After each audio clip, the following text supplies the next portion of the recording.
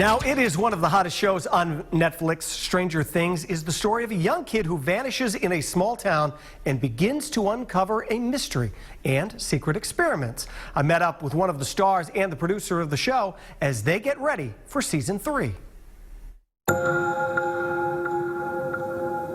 So many fans love Stranger Things, me included. I am a huge fan of this show.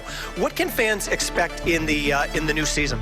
It's definitely on a bigger stage than ever before, so it's still very much the characters that you and the rest of us love and have connected with, but the scale of the threat, the scale of the action, and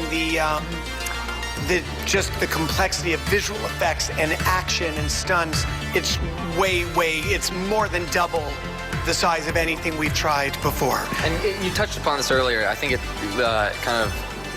it's all about sort of change and how you kind of cope with change in your life. And I think that is kind of like the core of the show. I think that's kind of a good way to look at it. Yeah, the kids are growing up and going from childhood to adolescence. Teenagers are leaving high school and finding the people they want to be in the real world. And Hawkins itself with this mall, which kind of in many ways affected small town Main Street life. Hawkins is going through change. So I'd say that's kind of the big theme of season 3 is the inevitability of change and how are you going to deal with it? Because you can't fight it, you can't stop it. And that's very much the big thematic idea for season 3.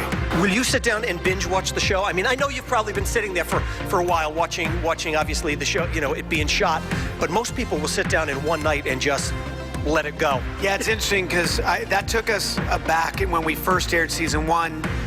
The number of people that watched it in the first weekend, and then season 2, the number of people that watched it in one night, and most people I know are like that is their 4th of July plan. Have a burger. God bless America. Yeah, God bless you, America. It's building something. No matter what happens,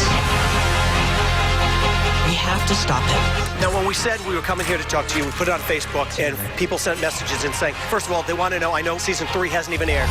Will there be a season 4? Long pause, long awkward pause, longer awkward pause. Okay.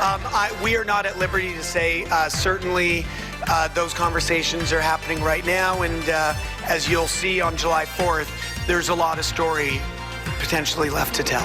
As a guy who grew up in the 80s, I love that 80s vibe, that 80s feel, looking at the posters hanging on the back in the wall. I'm sure it was all done intentional. Oh yeah, every poster is very kind of intentionally placed, every piece of set decoration. And again, you'll see it on the 4th, but being authentic to that time. And it's interesting because for me, like for you, it's a nostalgia experience. But for like my daughters, who were born in this millennium, the 80s are like this bittersweet innocence that they yearn for even though they never lived through it. So it's really interesting how the 80s are so iconic, whether you actually experience them or just experience them on screen in Stranger Things. I can fight. Better than any of us. But I need you safe. Also, one of the other questions was, some people have a theory that someone will maybe die in this season, or if there is a season 4, can you say maybe? Can you give us a nod? Can you just maybe walk away? Guess that would be the answer. I'm looking forward to it. Now, Stranger Things is back beginning tomorrow, so get ready to binge it all on Netflix.